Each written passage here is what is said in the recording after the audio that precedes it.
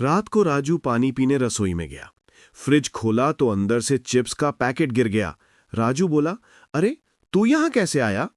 Packet ने drama करते हुए कहा, भाई मैं फ्रिज में चिल कर रहा था, गाना भी बजा देते। राजू हैरान, अब चिप्स भी एटीट्यूड दिखाने लगे। तभी फ्रिज बोलता है, बंद करो तुम दोनों, मैं कोई क्लब नहीं हूं, दूध को शोर पसंद नहीं। राजू ने फ्रिज बंद किया और भाग गया। बस आज से मैं सिर्फ कमरे के तापमान वाला पानी पीऊंगा।